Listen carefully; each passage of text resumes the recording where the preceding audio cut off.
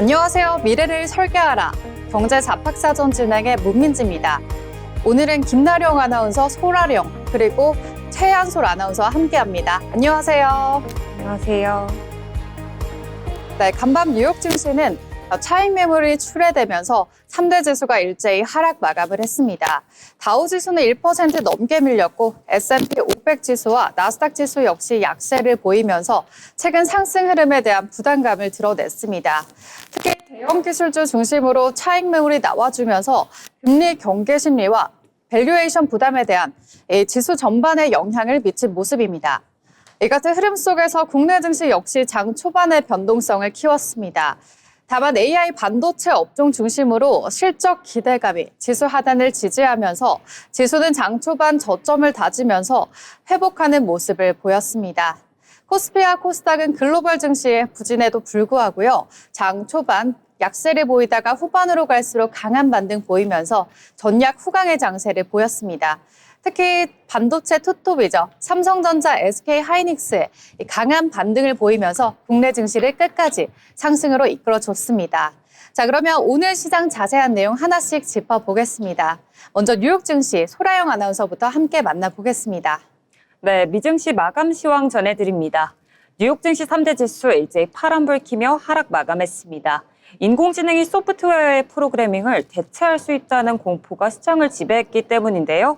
여기에 도널드 트럼프 미국 대통령이 주말 동안 글로벌 관세를 10%에서 15%로 인상하는 등 불확실성이 커진 점도 영향을 미쳤습니다. 지수부터 함께 살펴보시죠. 다우존스 산업평균지수는 1.6% 넘게 하락하며 48,804선에 거래 마쳤습니다. S&P 500 지수는 1.04% 하락한 6,837선에 거래 마쳤고요. 나스닥 지수는 1.13% 강하게 밀린 22,627선에 종가 형성했습니다. 이어서 히트맵 함께 살펴보시죠. 오늘 시가총액 상위 15개 종목 보시면요. 대부분 하락세 기록했습니다. 엔비디아 0.96%, 애플 0.71%, 월마트 2.41%, 일라일릴리 4.56%로 이 네 종목만 상승세로 마무리했습니다. 반면 JP모건 체이스 4.48%, 마이크로소프트 3.13%, 테슬라 2.92%, 메타 2.67%, 아마존 2.32%로 큰 낙폭 기록했습니다. AI가 소프트웨어 업종을 잠식할 거라는 공포가 시장에 큰 영향을 미친 것으로 보입니다. 특히 IBM 주가는 장중 13.2% 급락하며 이는 2010년 3월 이후 최대 장중 낙폭을 기록했습니다. IBM이 메인프레임 및 레거시 현대화 서비스를 제공하는 가운데 엔트로픽이 자사 클로드 코드를 통해 코볼 시스템의 자동화가 가능하다라고 발표하면서 IBM의 핵심 수익의 기반이 AI에 대체될 수 있다는 관측이 급락의 원인으로 작용한 것으로 보입니다. AI에 대한 우려는 트럭 운송, 물류, 상업용 부동산, 금융 서비스 업종에도 영향을 미쳤습니다. 시트리니 리서치는 AI 붐이 경제 전반에 악영향을 미칠 수 있다는 연구 결과를 발표하며 실업률이 최대 10%까지 상승할 수 있다는 내용이 담긴 보고서도 공개돼 공포심이 더해졌습니다. 하지만 필수 소비재 업종은 양호한 흐름을 보였고요. 월마트와 프록터앤gam블 각각 2% 이상 상승하며 장 마쳤습니다. 이어서 글로벌 뉴스 살펴보겠습니다. 트럼프 관세 정책이 급변했습니다. 대법원 판결 이후 직후 발표한 글로벌 관세 10%를 하루 만에 15%로 인상했습니다. 대법원 판결이라는 역풍을 맞고도 마치 보란 듯이 관세를 최대치로 끌어올리며 그 어떤 견제 장치조차 통하지 않는 트럼프식 마이웨이를 또 한 번 각인시켰습니다.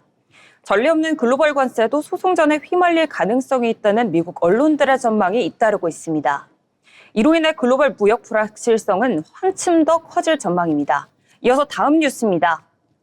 트럼프 대통령이 미 연방대법원의 상호관세 위법 판결 이후 미국과 기존 무역 합의를 번복할 경우 더 높은 보복 관세를 경고했습니다. 유럽연합은 이날 미국과의 무역협정 비준 보류를 결정했습니다. 트럼프 대통령은 트루스 소셜에서 터무니없는 대법원 판결을 기회로 더 높은 관세와 불리한 상황을 마주할 것이라고 경고했습니다. 이 발언은 대미 투자 약속 국가들이 기존 합의를 번복할 경우 보복 관세를 부과하겠다는 뜻으로 해석됩니다. 트럼프는 또한 의회 승인 없이 관세 법안을 이미 받았다라고 주장하며 무역법 122조를 근거로 15% 글로벌 관세를 24일부터 발효한다고 밝혔습니다. 유럽에서는 법적 검토가 필요하다며 비준 절차를 중단한 상태입니다. 미국 민주당은 관세 연장 시도를 저지하겠다고 밝혔습니다. 트럼프의 국정연설에서는 경제와 관세 문제가 주요 이슈로 다뤄질 것으로 예상됩니다. 다음 뉴스입니다. 최근 중동 지역에 미국 군사력이 크게 증강됐습니다. 미군은 요르단과 사우디아라비아 공군기지에 전투기를 대거 배치했는데요. 특히 요르단의 무와팍 살티 공군기지에는 F-35를 포함해 66대 전투기가 배치된 것으로 확인됐습니다. 사우디의 프란스 술탄 공군기지에도 수송기와 전투기가 늘어난 모습이 포착됐습니다. 또한 미국 해군은 에이브러햄 링컨호와 제럴드 알 포드함 등 항모 2척을 포함해 11척의 군함을 중동으로 보냈습니다. 이 두 항모에는 F-35와 EA-18 전자전 항공기 등이 함께 배치됐습니다. 이번 군사력 증강은 2003년 이라크 전쟁 이후 최대 규모로 미국의 군사적 긴장이 한층 더 고조되고 있습니다. 이란을 향한 군사 공격 가능성까지 제기되는 상황 속에서 중동의 향후 상황이 어떻게 전개될지 관심이 집중되고 있습니다. 다음으로 종목별 뉴스 전해드리겠습니다. 애플이 폴더블 아이폰을 올해 하반기 아이폰 18 프로와 프로맥스와 함께 출시할 예정입니다. 차이나 슈머는 폴더블 아이폰의 디스플레이 양산이 7월에 시작돼 같은 시기에 출시될 것이라고 전했습니다. 애플은 초박형 유연 유리 방식을 적용해 완전히 주름 없는 접이식 디스플레이를 구현하고 액체 금속 기반 고강도의 소재를 활용한 새로운 경첩을 설계했다고 합니다. 예상되는 디스플레이 크기는 5.5인치 외부와 7.8인치 폴더블로 두 개는 펼쳤을 때 4.5mm로 아이폰 17 에어보다 얇습니다. 4개의 카메라와 가장 큰 배터리 용량을 탑재하며 펀치홀 카메라를 전면과 후면에 각각 장착할 예정입니다. 폴더블 아이폰은 글로벌 스마트폰 시장에 큰 영향을 미칠 것으로 예상되며 폴더블 폰의 시장 점유율은 52%에서 65%로 급증할 전망입니다. 다음 종목은 페덱스입니다. 페덱스가 미국 정부를 상대로 관세 반환을 요구하는 소송을 제기했습니다. 이는 미국 기업 최초로 트럼프 행정부의 상호 관세 부과 조치에 대한 이의를 제기한 겁니다. 페덱스는 관세가 불법적이라며 이를 돌려받을 권리가 있다고 주장하고 있으며 이번 소송이 미국 내 기업들의 입장 변화를 예고하고 있습니다. 마지막으로 테슬라입니다. 테슬라 주가가 3% 가까이 급락하며 399.83달러를 기록했습니다. 관세 불확실성과 완전 자율주행 자동차 논란이 겹치면서 투자 심리가 위축된 영향입니다. 이날 미국 3대 지수도 1% 이상 하락하며 기술주와 성장주의 매도세가 유입됐습니다. FSD의 안전성과 효율성에 대한 논란이 재점화되면서 구글 웨이모의 전 CEO와 보시 북미 사장이 FSD에 대한 비판을 제기했으며 이로 인해 테슬라 주가에 추가적인 압력이 가해졌습니다. 리비안과 루시드 등 다른 전기차 기업들도 동반 하락하며 각각 2.03%와 1.15% 하락 마감했습니다. 지금까지 종목별 뉴스 전해드렸습니다. 네, 소라영 아나운서와 함께 간밤 미증시 마감 상황과 글로벌 이슈까지 함께 살펴봤습니다. 뉴욕 증시 3대 지수는 AI 소프트웨어를 대체할 수 있다라는 공포와 트럼프 대통령의 관세 입바 여파로 일제히 하락 마감했습니다. 대형 기술주와 금융주가 약세를 보였고 시장 전반의 변동성이 확대되는 모습이었는데요. 중동 지역의 미국 증강 소식까지 겹치며 대외 불확실성도 한층 커졌습니다. 지금 종목별로는 애플의 폴더블 아이폰 출시 기대와 그리고 페덱스 관세 소송, 그리고 테슬라 FSD 논란 등을 말씀 주셨고 개별 이슈의 장세가 부각됐습니다. 자, 이어서 알아두면 좋은 이슈들을 전해드리는 모이슈 시간입니다. 오늘은 어떤 알찬 정보일지 최한솔 아나운서가 준비해왔습니다. 요즘 시장을 움직이는 가장 강력한 키워드, 바로 AI입니다. 반도체부터 전력, 냉각, 데이터 센터까지 AI 관련 종목들이 다시 한번 주목을 받고 있습니다. 지수 상승의 중심에도 AI가 있고 수급의 방향에도 AI가 있습니다. 그렇다면 지금은 여전히 기회의 초입일까요? 아니면 기대가 과열된 구간일까요? 오늘 모이슈에서는 AI 관련주가 본격적인 옥석 가리기 국면에 들어섰는지 살펴보겠습니다. AI 사이클의 중심에는 여전히 엔비디아가 있습니다. AI 가속기 수요가 급증하면서 데이터 센터 투자가 구조적으로 확대되고 있는데요. 이 흐름은 단발성이 아니라 설비 증설 경쟁으로 이어지고 있습니다. 중요한 건 빅테크 기업들이 실제 자본 지출, 즉 카펙스를 늘리고 있다는 점입니다. AI 서버 비중이 빠르게 확대되면서 특히 HBM 수요가 폭증하고 있는데요.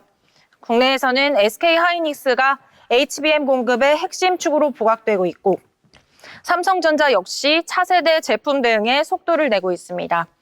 즉, 이번 랠리는 이야기가 아니라 수주와 실적이 동반되는 구조적 흐름이라는 점이 과거와는 다릅니다. AI가 구조적 성장이라면 왜 일부 종목은 급등 후 급락을 반복할까요? 이유는 간단합니다. 성장의 속도와 기대의 속도가 다르기 때문입니다. 시장에서는 AI 생태계 전반으로 기대가 확산되면서 2, 3차 협력업체, 전력 냉각 장비, 심지어 간접 수혜 기업까지 빠르게 가격이 반영됐습니다. 하지만 실적은 단계적으로 반영됩니다. 수주는 발표되지만 매출 인식은 시차를 두고 나타나는데요. 이 괴리가 커질수록 주가는 단기 조정을 겪게 됩니다. 지금은 바로 그 기대와 실적 사이의 구간입니다. 최근 시장 흐름을 보면 AI 대형주 중심으로 외국인 자금이 유입되고 지수는 상승하지만 체감 수익률은 낮다는 평가가 나옵니다. 즉, 지수는 강하지만 종목은 갈리는 장세입니다. 특히 시가총액 상위 반도체 기업들이 지수를 끌어올리는 동안 중소형 AI 테마주는 차익 실현 매물에 흔들리는 모습도 나타납니다. 이 말은 곧 이제는 테마 추격보다 선별 투자가 중요해졌다는 의미입니다. 그렇다면 무엇을 기준으로 선별해야 할까요? 먼저 실적이 실제 숫자로 확인되고 있는지 보셔야 합니다. 수주가 늘고 있다는 말보다 중요한 건 그 수주가 매출과 이익으로 이어지고 있는지입니다.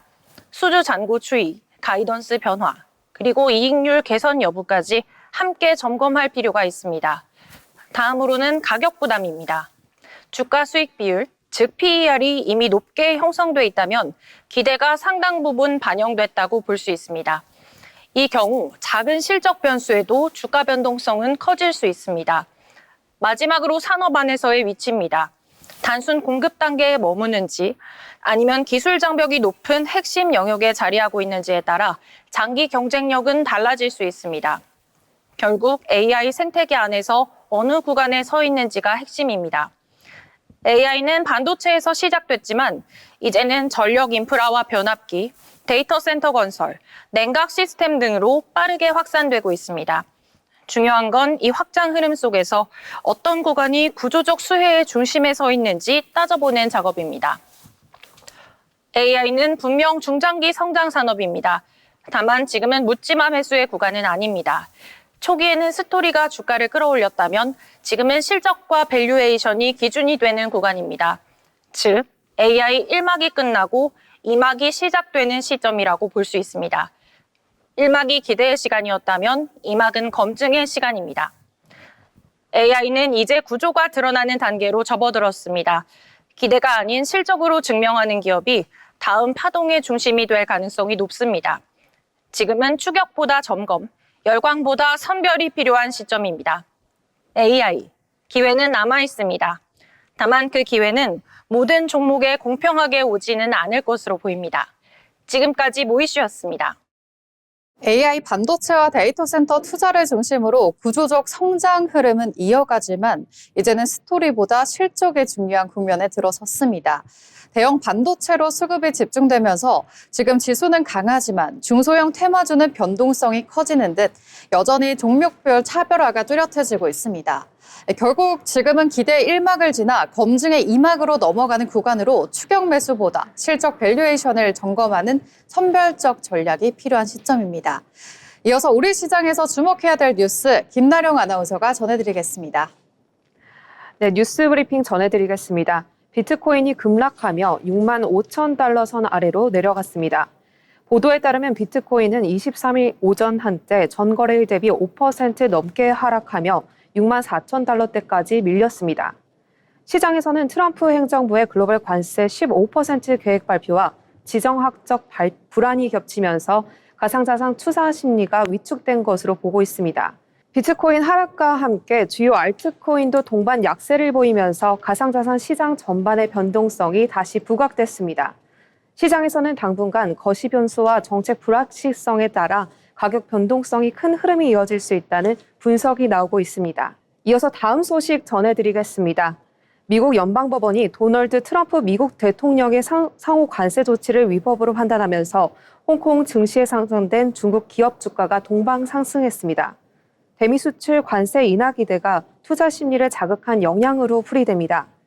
23일 현지 시간 홍콩 증시에 상장된 중국 본토 기업들로 구성된 홍콩 H지수, HSCEI는 전 거래일 대비 2.7% 상승을 마감했습니다. 대형 기술주가 상승세를 주도했는데요. 알리바바는 3.47%, 텐센트는 3.7%, 메이타는 5.26% 각각 올랐습니다.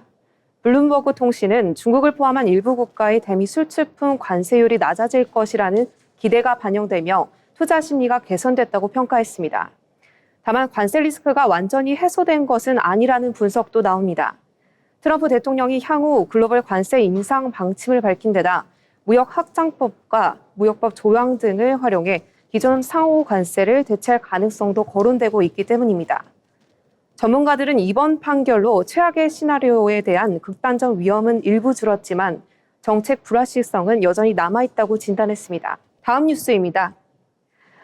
룰라 대통령을 만난 재계 총수들이 한 브라질 경제협력 강화에 힘을 실었습니다. 한국과 브라질 경제계 주요 인사들은 서울에서 열린 한 브라질 비즈니스 포럼에 모여 첨단 제조와 전략 광물, 인공지능 분야 협력 방안을 논의했습니다. 이 자리에는 국빈 방한 중인 루이스 이나시우 룰라 다 시우바 브라질 대통령이 참석했고 한국 측에서는 이재용 삼성전자 회장과 정의선 현대차그룹 회장, 구광모 LG 회장, 정기서 HD 현대 회장 등 재계 총수들이 함께했습니다.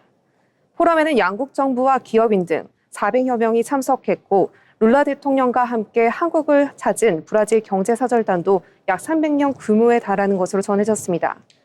양국 경제계는 첨단 제조, 전략광물, AI 등 3개 분야를 중심으로 구체적인 협력 모델을 논의했습니다. 특히 첨단 제조 전략광물 AI 세션에서는 자원이 풍부한 브라질과 제조 역량을 갖춘 한국이 기존 제조 협력을 첨단 산업 협력으로 확대하는 방안을 논의했습니다. 양측은 논의 결과를 룰라 대통령에게 전달했고 한경협과 브라질 수출투자진흥청 각 양해각서를 포함해 총 6건의 MOU도 체결했습니다. 룰라 대통령은 기조연설에서 지난해 한 브라질 교역 규모가 110억 달러로 양국의 잠재력을 비해 작다며 경제 협력 확대 필요성을 강조했습니다. 지금까지 뉴스브리핑이었습니다. 비트코인이 글로벌 관세 인상 계획과 지정학적 불안 여파로 6만 5천 달러 아래로 급락하면서 가상자산 시장의 전반의 변동성이 확대됐습니다. 한편 미 법원의 관세 위법 판결 이후 정책의 불확성이 여전히 남아있다라는 평가입니다. 또한 브라질 비즈니스 포럼에서는 전략 광물과 첨단 제조 AI 분야 협력 확대와 6건의 MOU 체결이 이뤄지면서 양국 경제 협력 강화에 속도가 붙는 모습입니다. 자, 지금까지 뉴스 브리핑 함께 살펴봤고요. 아울러 본 방송에서 제공하는 정보는 투자 판단에 대한 조언일 뿐 해당 종목의 가치 상승 또는 하락을 보장하지 않습니다.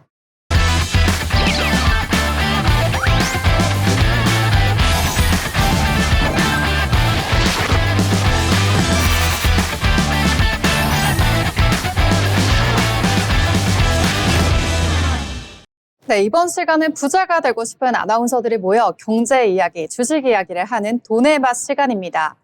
먼저 국내 증시 마감 상황 함께 살펴보겠습니다. 최한솔 아나운서가 전해드리겠습니다. 네, 글로벌 변수 속에서 방향성을 탐색해오던 국내 증시가 오늘은 상승 출발과 함께 다시 한번 위로 방향을 잡는 모습이었습니다. 업종별로는 온도차가 뚜렷했고요. 수급도 한쪽으로 쏠리기보다는 팽팽하게 맞서는 모습이었는데요. 그럼 자세한 지수 흐름부터 하나씩 짚어보겠습니다. 네, 코스피는 2.11% 상승한 5,969.64포인트로 빨간불을 켰는데요. 코스닥 역시 1.13% 상승하며 1,165포인트로 거래 마감했습니다. 오늘은 수급이 받쳐주면서 시장이 한 단계 체력을 회복한 모습이었습니다. 이어서 수급 상황 살펴보겠습니다. 오늘의 코스피 시장은 개인은 2조 3,459억 원, 외국인이 2,440억 원 매도 우위를 보였지만 기관이 2조 5,086억 원 매수하며 지수 하락을 막았습니다. 코스닥에서는 개인은 2,992억 원 순매수한 반면 외국인은 919억 원, 기관은 1,640억 원 동반 매도했습니다. 코스피는 기관이, 코스닥은 개인이 각각 상승을 주도한 하루였습니다. 다음은 시가총액 상위 종목 살펴보겠습니다. 먼저 코스피 시장입니다. 반도체 섹터는 HBM 장비에 대한 수요 전망이 강해지면서 다수 증권사들이 목표가를 상향하기도 했는데요. 투자자 신뢰가 강화된 점이 주가 상승으로 이어지는 모습이었습니다. 삼성전자 3.42% 상승한 19만 9,600원에 종가 형성했습니다. SK하이닉스도 5.21% 상승한 100만 500원에 거래 마감했습니다. SK스퀘어 역시 빨간불을 켰는데요. 6.38% 상승한 61만 7천원에 장 마감했습니다. LG에너지솔루션은 ESS 등 신규 성장 분야 기대감으로 매수세가 이어지며 4.04% 상승한 41만 2천원에 장 마감했습니다. 오늘 코스피는 대형주 중심의 수급 유입으로 비교적 견조한 흐름을 보였습니다. 다음은 코스닥 시장입니다. 에코프로는 개인 매수에도 불구하고 외국인과 기관의 자금 이탈로 인해 장 중반 이후까지 파란불을 켰는데요. 장 마감 직전에 0.35% 상승하며 16만 9,900원에 종가 형성했습니다. 레인보우 로보틱스는 오늘 수급 유입이 상대적으로 강했는데요. 4.89% 상승한 72만 9천원에 장 마감했습니다. 오늘 케어젠은 외국인과 기관 중심의 매도 압력에 6.33% 급락하며 13만 6,200원에 장 마감했습니다. 코스닥은 종목별 순환매가 이어지며 개별주 중심의 차별화 장세를 보였습니다. 지수만 보면 오늘도 숫자는 괜찮았습니다. 하지만 내용을 들여다보면 시장은 여전히 종목을 가려가며 움직이고 있습니다. 이제는 방향보다 힘의 주체가 더 중요한 장세인데요. 내일은 또 어떤 수급이 시장의 중심에 설지 지켜보겠습니다. 지금까지 마감 시황 전해드렸습니다. 네, 최한솔 아나운서와 함께 마감 시황 함께 살펴봤습니다. 그러면 오늘 장에서는 어떤 주목을 받았는지 종목도 함께 살펴봐야겠죠? 네, 소라영 아나운서가 전해주시겠습니다. 네, 첫 번째 특징주 바로 애경산업입니다. 애경산업이 미국 월마트 입점 소식에 힘입어 신고가를 경신했습니다. 애경산업은 바디케어 브랜드 럽센트와 샤워메이트가 미국 최대 유통 채널 월마트에 입점했다라고 밝혔는데요. 미국 48개 주 600여 개 오프라인 매장과 온라인 매장에 몰에 동시에 입점하며 본격적인 북미 시장 공략에 나섰습니다. 향후 입점 점포 수를 단계적으로 확대할 계획이다라는 점도 투심을 자극하고 있습니다. 여기에 태광그룹으로의 경영권 매각 절차가 진행 중이라는 점도 매수세에 힘을 보태고 있습니다. AK홀딩스는 지분 63%를 약 4,475억 원에 매각할 예정이며 최종 거래일은 다음 달 26일로 예정돼 있습니다. 미국 유통망 확대와 최대 주주 변경 이슈가 동시에 부각되며 주가에 강한 모멘텀이 형성되는 모습입니다. 네, 차트 살펴보겠습니다. 애경산업 16,190원에 거래 시작해 18,340원에 종가 형성했습니다. 네, 이어서 다음 종목도 함께 살펴보겠습니다. 오늘 살펴볼 종목은 사막 콘덴서입니다. 사막 콘덴서는 최근 공급 제품 가격 인상 효과가 본격 반영되면서 매출 성장 기대감이 부각된 가운데 오늘 장에서도 강한 상승세를 나타냈습니다. 사막 콘덴서는 MLCC 시장에서 전장용과 산업용 고부가 제품 비중을 확대해온 종목으로 AI 서버, 그리고 전기차, 자율주행 등 차세대 전자장비 수요 흐름 확대 속에서 수혜 기대감이 지속적으로 이어지고 있습니다.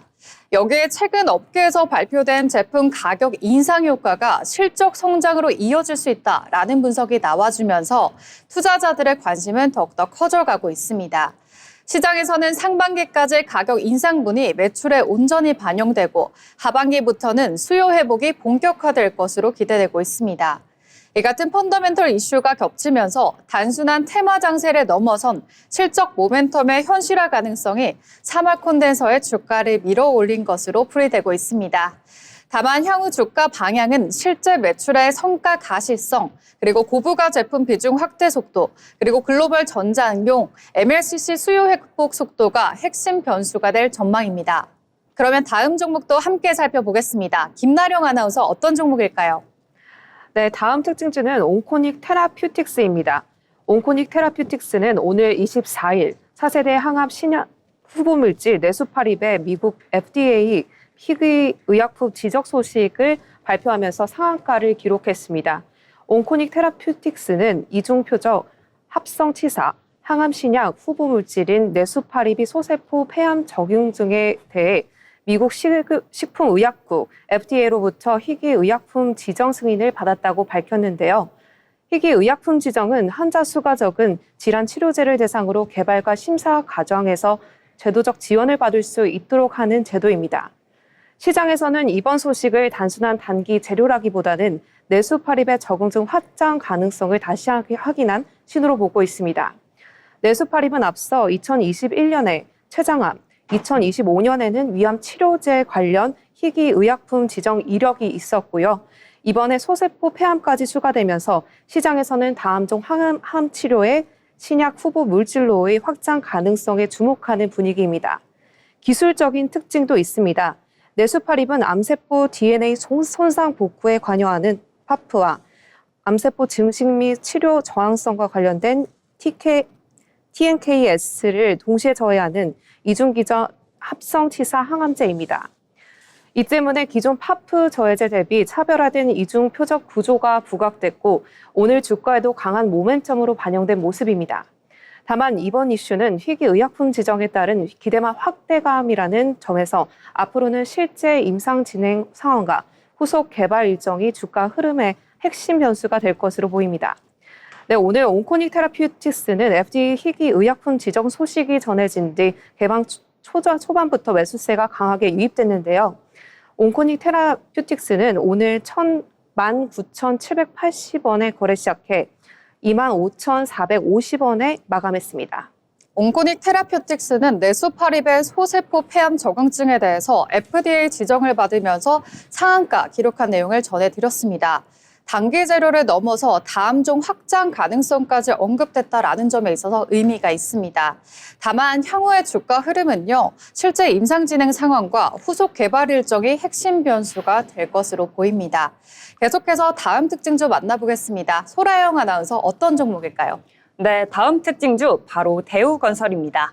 대우건설이 원전수의 기대감에 장 초반 강세를 보였습니다. KB증권이 목표 주가를 기존 6,700원에서 9,000원으로 상향 조정하며 투자 의견 매수를 유지한 영향인데요. 증권가는 대우건설이 원전 관련주로서 입지를 본격적으로 다지고 있다고 평가했습니다. 특히 올해를 원전 산업이 기대를 넘어 실제 사업으로 구체화되는 원년으로 진단했습니다. 다만 추가 수주 속도와 규모에 대해서는 현실적인 접근이 필요하다라는 분석도 나왔습니다. 대우건설은 체코 원전 프로젝트 수주를 앞두고 있는 만큼 이번 사업의 성공적 수행이 향후 글로벌 원전 시장의 확장에 중요한 출발점이 될 것으로 전망됩니다. 원전 모멘텀이 실제 실적으로 이어질 수 있을지 주목됩니다. 차트 살펴보겠습니다. 대우건설 오늘 7,480원에 거래 시작돼 장중 8,450원까지 오르며 8,110원에 거래 마감했습니다. 최근 원전 관련주들이 강세 흐름을 보여주고 있는 가운데 대우건설에 대한 알찬 내용 정리 도와드렸습니다. 이번 사업의 성공이 글로벌 원전 시장의 확장에 중요한 국면이라 기대가 되는 부분도 있지만 차익 실현이 나와줄 수 있다는 점도 유의하시는 게 좋겠습니다. 이어서 마지막 특징주 함께 살펴보겠습니다. 미래에셋생명 살펴보도록 하겠습니다. 미래에셋생명은요, 오늘 장에서 강세를 보이면서 보험주 가운데 두드러진 강세 흐름 보였습니다. 특히 국회에서 3차 상법 개정안이 통과되면서 기업이 보유한 자사주를 원칙적으로 1년 이내 소각하도록 의무화하는 내용이 담기자 보험 관련 종목 전반이 매수세가 집중됐습니다. 자사주 소각은 유통 주식 수를 줄여서 주당 가치를 높이는 효과가 있는 만큼 대표적인 주주 환원 정책으로 꼽히고 있죠. 주주 가치 제고 기대감이 투자 심리를 자극한 것으로 풀이됩니다. 여기에 최근 보험 업종이 금리 레벨이 재차 높아지는 흐름 속에서 이자이익 개선과 기대도 다시 부각되고 있습니다. 보험사는 보유 자산을 운용해서 수익을 창출하는 구조인 만큼 시장의 금리 상승은요, 운용 수익률 개선으로 이어질 수 있다는 점에서 주가가 우호적으로 작용하고 있습니다.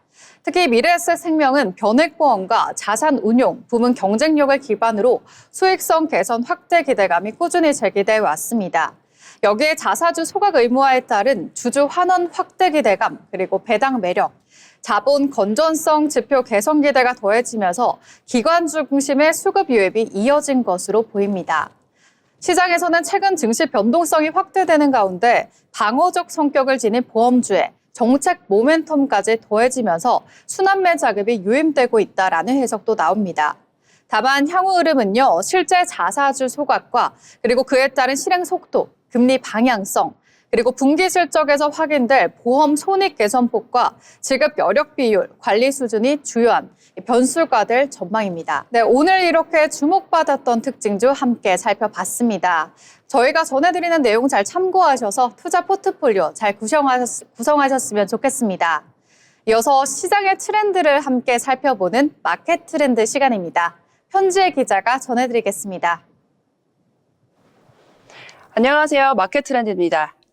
요즘 비트코인이 급락하면서 시장 변동성이 커지고 있습니다. 하지만 동시에 가상자산 규제의 명확화 논의가 다시 속도를 낼 수 있다는 관측도 나오고 있습니다. 가격은 흔들리고 있지만 정책 일정이 구체화된다면 시장 구조 자체가 달라질 수 있습니다. 지금은 가격보다 제도화 여부가 더 중요한 구간입니다. 핵심은 규제의 명확화입니다. 클래리티 액트는 가상자산을 증권과 상품으로 명확히 구분하는 법안입니다. 그동안 SEC와 CFTC의 관할이 겹치면서 기업과 투자자 모두 불확실성에 노출돼 있었습니다. 일정은 확정되지 않았지만 상원 논의가 구체화되는지에 시장은 민감하게 반응하고 있습니다. 정책은 확정 이후가 아니라 기대감이 형성되는 순간 먼저 움직이는 경향이 있습니다. 이번 논의의 숨은 핵심은 스테이블 코인입니다. 달러의 가치를 고정한 디지털 결제 수단인데요. 기관 자금이 시장에 진입할 경우 직접 비트코인을 매수하기보다 먼저 스테이블 코인을 통해 거래를 시작하는 구조입니다. 따라서 제도권 편입이 현실화가 되면 스테이블 코인 발행 구조와 준비금 체계도 함께 정비될 가능성이 있습니다. 결국 이 법안은 코인 문제가 아니라 달러 인프라의 문제이기도 합니다. 준비금 투명성이 높고 미국 국채 기반 자산을 보유한 발행사들이 상대적으로 유리할 수 있습니다. 대표적으로 서클과 USDC가 있습니다. 다만 규제가 은행 수준으로 강화될 경우 자본 요건 부담이나 수익성 압박도 변수로 남습니다. 따라서 무조건적인 수혜로 단정하기는 어렵습니다. 현재는 정책 기대감과 단기 거시 변수, 레버리지 정산이 동시에 작용하는 변동성 구간에 있습니다. 상원 일정이 구체화될 경우 기대감 랠리가 나타날 수 있다는 겁니다. 반대로 일정이 지연되거나 규제 강도가 예상보다 높을 경우 실망 매물이 나올 가능성도 배제할 수 없습니다. 이번 이슈는 단순한 비트코인 가격 문제가 아닙니다. 디지털 자산을 제도권 금융 구조 안에 편입할 것인지의 문제입니다. 관전 포인트는 가격이 아니라 정책의 일정과 방향입니다. 지금까지 마켓 트렌드였습니다. 결국 지금 가상자산 시장은요, 가격 문제가 아닌 제도 정비의 문제로 보여지고 있습니다. 기관 자금 유입 기대감은 남아있지만 법적 틀이 완성되기 전까지는 변동성이 불가피해 보입니다. 지금은 방향성을 단정하기보다 규제 진행 상황과 구조 변화를 차분히 점검할 필요가 있겠습니다. 이어서 기업에 대해서 살펴보는 기업사전 시간입니다. 김나령 아나운서가 준비했습니다. 오늘의 기업 소개해 주시죠. 네, 오늘 기업사전에서는 콘택트 렌즈 전문 제조기업 인터로즈를 살펴보겠습니다. 인터로즈는 코스닥 상장사로 최근 기준 시가총액이 약 2,162억 원 수준으로 1,000억 원 이상 조건을 충족하는 종목입니다. 이 기업의 핵심은 한마디로 정리하면 브랜드, 기술, 해외 확장 가능성을 동시에 보는 렌즈 제조사입니다. 오늘은 인터로즈를 사업구조, 기술력, 실적 회복, 2026년 성장 포인트 순서로 함께 살펴보겠습니다. 먼저 회사 성격부터 짚어보겠습니다. 인터로즈는 콘택트 렌즈 중심의 사업을 영위하는 기업이고 2010년에 코스닥에 상장하며 IR, R&D 제품, 클라렌 체계를 전면에 내세우고 있습니다. IR, R&D, 프로덕트가 핵심 축으로 배치되어 있고 제품 영역에서는 클라렌 브랜드를 확인하실 수가 있습니다. 즉 단순 유통사가 아니라 제품 개발과 생산 역량이 중요한 제조형 기업으로 보는 게 맞습니다. 인터로즈를 볼 때 중요한 건 단순히 렌즈를 만든다가 아니라 어떤 기술 포트폴리오를 갖고 있느냐입니다. 인터로즈는 자체 기술 항목으로는 디포수, 표면 증착 방식으로 착용한 개선 목적의 제품입니다. 블루라이트 차단 관련 기능이 있는 BBYR, 산소 투과율, 보습 지속성의 그램수 플러스 등을 제시하고 있습니다. 이 포인트가 왜 중요하냐면 렌즈 시장은 가격 경쟁만으로는 오래가기 어렵고 결국 착용감, 기능성 소재 경쟁력이 반복 구매를 좌우하기 때문입니다. 즉 인터로저는 소비재처럼 보이지만 실제로는 소재 공정, R&D 역량이 실적을 좌우하는 회사라고 볼 수가 있겠습니다. 네, 이제 숫자를 보겠습니다. 인터로즈의 2025년 기준 실적은 매출 1,185억 원, 영업이익 약 195억 원 수준으로 발표됐습니다. 특히 시장 기사들에서는 영업이익이 전년 대비 큰 폭으로 증가하며 회사가 강조하는 실적 정상화 흐름에 주목하고 있습니다. 이 구간에서 포인트는 단순히 좋아졌다가 아니라 수익성 회복이 먼저 나오고 그다음 외형 성장 가이던스가 붙었다는 순서입니다. 턴어라운드 기업을 볼 때는 보통 첫 번째로 비용 구조, 수익성 회복, 두 번째로 성장 전략 제시, 세 번째로는 시장 재평가의 흐름으로 봅니다. 인터로즈가 지금 그 초입인지 확인하는 구간이고요. 인터로즈가 2026년에 대해 제시한 방향은 꽤 명확합니다. 공시 보도 기준으로는 회사 2026년 기준 매출 1,422억 원, 영업이익 312억 원을 전망했습니다. 국내 판매 채널 다변화, 실리콘 하이드로겐 컬러렌즈 시장 구축, 해외 제품력 강화 및 실리콘 하이드로겐 매출 확대, 신규 비즈니스 창출, 대형 거래선 확보 등이 제시되어 있습니다. 인터로즈의 2026년 스토리는 막연한 기대가 아니라 국내 채널, 제품 믹스, 해외 확장, 대형 거래선이라는 실행 항목으로 나뉘어 있다는 점입니다. 또 인터로즈는 실리콘 하이드로겐 렌즈, 미국 임상 결과를 바탕으로 상반기 FDA 승인 및 북미 진출 속도를 언급한 내용도 나오고 있습니다. 이 부분은 실제 인허가 거래선 확보 시점이 중요하니 기대와 확인을 분리해보는 게 좋겠습니다. 네, 마지막으로 체크 포인트입니다. 인터로즈를 볼 때 지금 시점으로 핵심은 세 가지입니다. 첫째, 가이던스 달성 가능성인데요. 2025년 실적 정상화가 확인된 만큼 2026년에는 실제로 매출 성장과 수익성 개선이 동시에 나오는지 분기별로 확인해야 합니다. 둘째, 제품 믹스와 해외 확장 실행력입니다. 회사가 제시한 실리콘 하이드로겐 컬러 렌즈, 해외 제품력 강화, 대형 거래선 확보가 숫자로 연결되는지 중요합니다. 셋째, 기대가 앞선 구간에서의 변동성입니다. 최근 주가 시총은 회복 기대를 반영할 수 있기 때문에 뉴스 모멘텀보다 실제 분기 실적 확인이 더 중요해질 수가 있겠습니다. 정리하면 오늘의 한 줄은 인터로즈는 실적 정상화 이후 기술, 제품, 해외 확장으로의 다음 레벨을 시험하는 컨택트 렌즈 제소사라고 말씀드릴 수가 있겠습니다. 오늘 기업사전 인터로즈였습니다. 오늘 기업사전에서 이 콘택트 렌즈 전문 기업이죠. 인터로즈 함께 살펴봤습니다. 최근 실적 정상화를 확인하면서 수익성 회복 기대를 보여주고 있는데요. 자체 기술 기반 제품 경쟁력과 그리고 컬러 렌즈 해외 확장 시장의 기대를 통해서 2026년 성장 가이던스를 제시한 점이 핵심이 되겠습니다. 다만 향후 주가 방향은요. 가이던스 달성 여부와 북미 진출 등의 실제 실행력이 숫자로 확인되는지에 따라 달려있겠습니다. 다음으로는 알아두면 쓸데있는 정보 알쓸정 시간입니다. 오늘은 김정은 아나운서가 준비했습니다.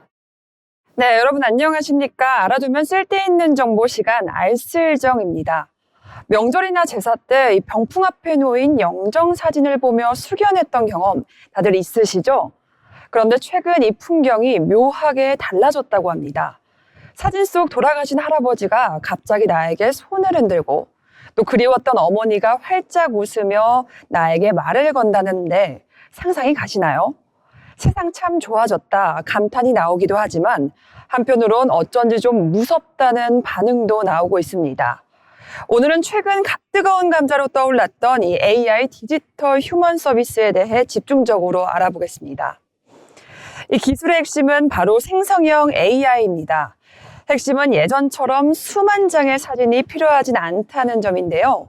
빛바랜 사진 단 한 장, 그리고 생전의 짧은 음성 데이터면 충분하다고 합니다.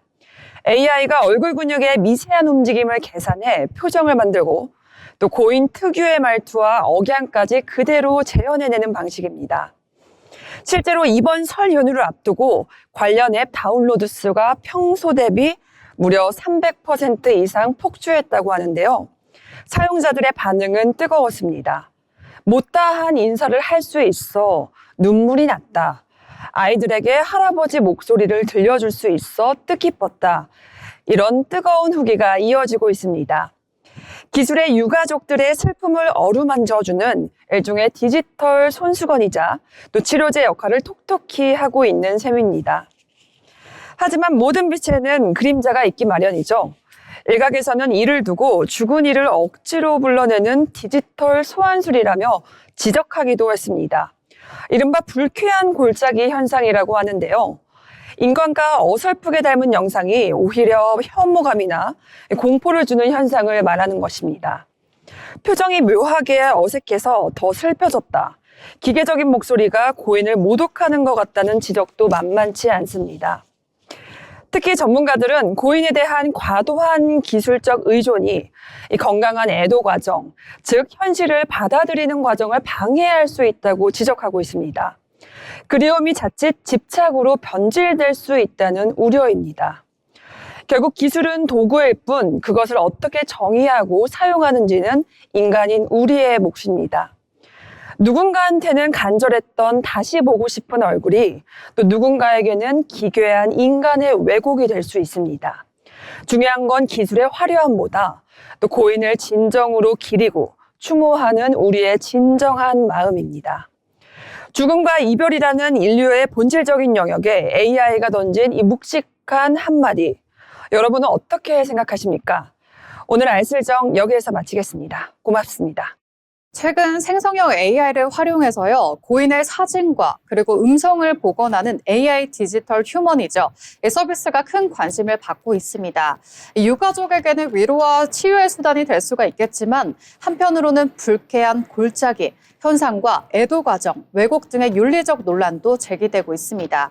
결국 기술의 가치의 한계는 우리가 어떤 태도로 받아들이고 사용해야 하는지 달려있다라는 점이 핵심이 되겠습니다.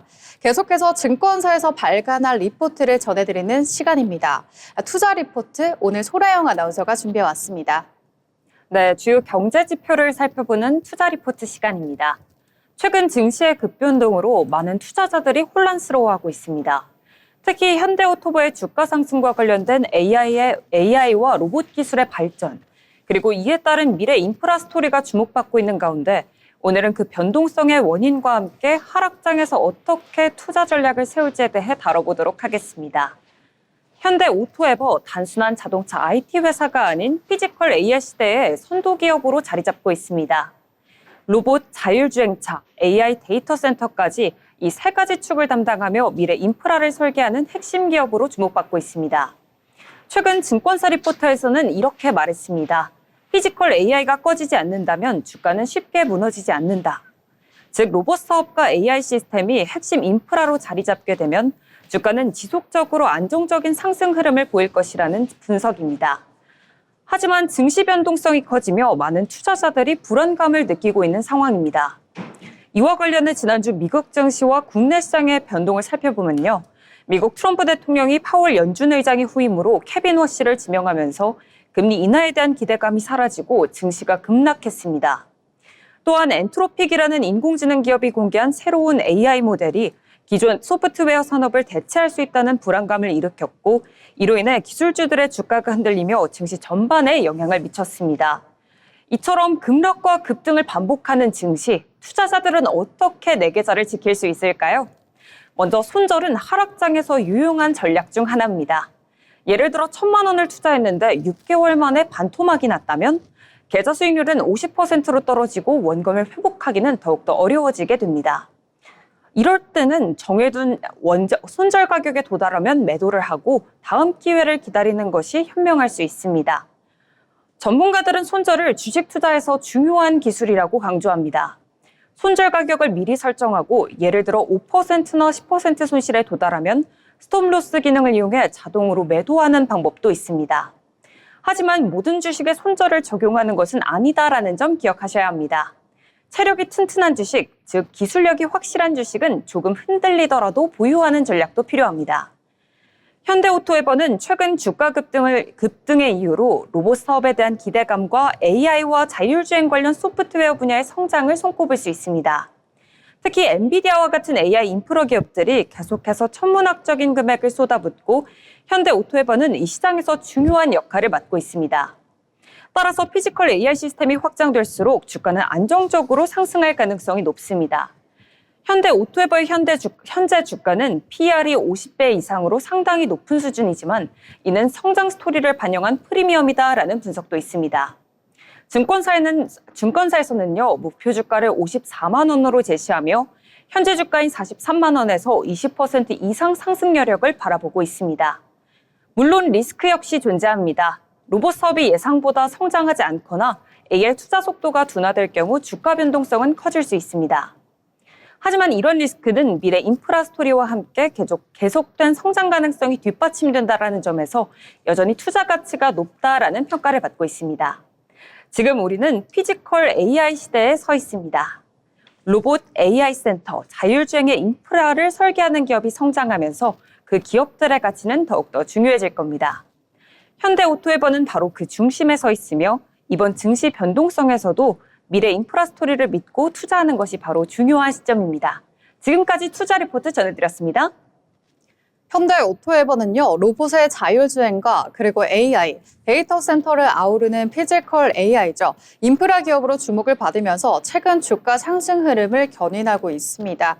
다만 글로벌 증시 변동성과 AI 기대 과열 속에서 손절 기준과 설정 등의 리스크 관리 전략이 좀 병행돼야 된다라는 점도 강조드립니다. 결국 높은 밸류에이션 부담에도 불구하고 성장 스토리가 실적으로 이어지는가, 그리고 향후 주가의 핵심 변수로 보여지고 있습니다. 이처럼 연준의 변수와 단기 변동성 속에서 시장의 시선은 다시 실적과 반도체를 중심으로 이동이 되고 있습니다. 당분간은 방향성보다도 미국 빅테크의 투자 집행 속도와 국내 반도체 업종의 실적 흐름을 차분히 지켜볼 필요가 있겠습니다. 아울러 본 방송에서 제공하는 정보는요, 투자 판단에 대한 조언일 뿐 해당 종목의 가치의 상승과 하락을 보장하지 않습니다.